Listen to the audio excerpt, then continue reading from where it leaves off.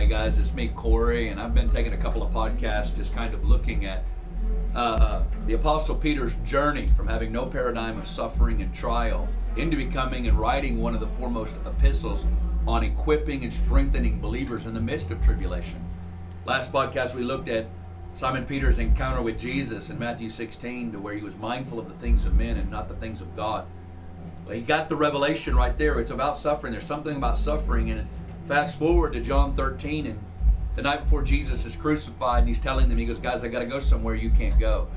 And Peter is like, Lord, I want to be with you, and I know what you're looking for. You're looking for someone who would suffer with you. Well, I will lay down my life for your sake. He had the right desire to suffer with Jesus, but he wasn't confident and secure in love. He was still driven by fear. And Jesus goes, I love your desire to be with me in this. He says, but the sad reality, or the reality is that you're afraid and you're not secure in love, and when the pressure mounts, you're going to buckle. He says, but that's okay. He says, I'm going to bring you into my Father's house. I'm going to secure you in my love, and I'm going to make you a model of someone, for the sake of love, would give all and suffer all and be with me where I am. You know what happens by that campfire that night. As he denies him 3 times, the cock crows, Jesus looks at him, and his whole life falls to the wayside for those 3 days. And then Jesus shows back up after the resurrection, has breakfast with Peter, asks him, do you love me? Affirms his weak love, then recommissions him. And then he gives a statement at the end of John 21. He goes, when you were younger, you walked where you wished. You did what you wanted to. But when you're older, others will gird you, and you'll be carried in a way that you do not wish. And he was signifying by the death that he would glorify God. Which means he goes, right now that I've gotten the revelation of security and love and recommissioning, I'm now calling you and I'm prophesying of you that you're going to live your life from here on out going where you don't want to go. You're going to be bound by my will, and you're going to be a bondservant to me, and I'm going to bring you into my purposes. Well, that's the revelation that hit Peter right there. Fast forward 30 to 40 years, and Peter finds himself in the midst of Rome, and the Christians are underneath intense persecution, and there was a great intensity going on at that hour. And Peter writes 1 Peter, and I want to encourage you to begin to relook at 1 Peter. It's just stirred my heart afresh this week as Peter comes through the doors and he begins to strengthen the believers over the hope, a living hope. He says we've been begotten to a living hope through the resurrection of Jesus Christ. And he begins to talk about our inheritance. Beloved, he gives a 4-fold statement about our inheritance right now in heaven. That it's incorruptible, it's undefiled, it does not fade away, and it's reserved in heaven for us.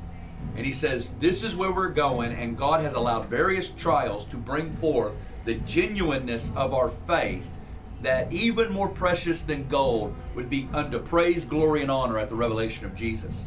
Peter then begins to walk through the line of giving our lives to God in the holiness and the fear of God. He begins to talk about something called submission. He uses submission to government. Talks about submission to from servants to masters or bosses. He begins to talk about submission between wives and husbands, and submission between children and fathers, and to each other and to God. And he's setting up a scenario right here, saying, regardless of whether that person is right, they're righteous, or they're doing everything right, regardless of the person that is over you, he says, I want you to submit ultimately to me. And no matter what they're doing to you, through you not even saying anything, it will silence them and it will bring about my kingdom. I mean, think about Jesus, Isaiah 53. He was led like a lamb to the slaughter, and he was silent before his shearers. Without saying a word, he disarmed principalities and powers because he committed his soul to the Father.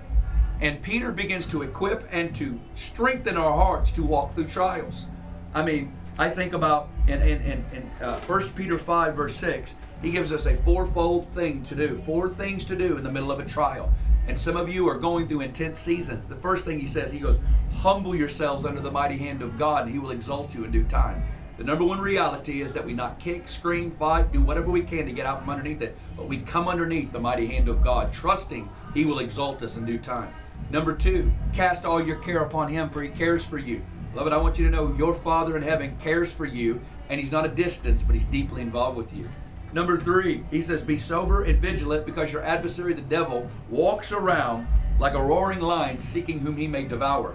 In these seasons, you can't get sloppy and get lazy, but you must stay awake in your spirit. And number 4, he says, resist him, steadfast in the faith, knowing that the same sufferings are common to your brothers. Again, those 4 steps: submit, cast your care, stay vigilant, and resist.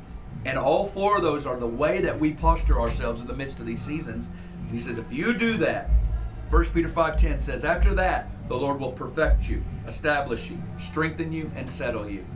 Those are powerful realities to feed on.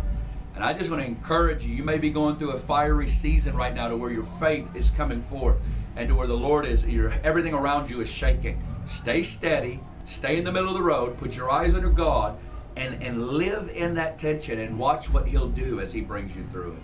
Well, I bless you, and I just ask for the Father of glory, the Father of mercy to surround you and to fill you with great hope in the name of Jesus.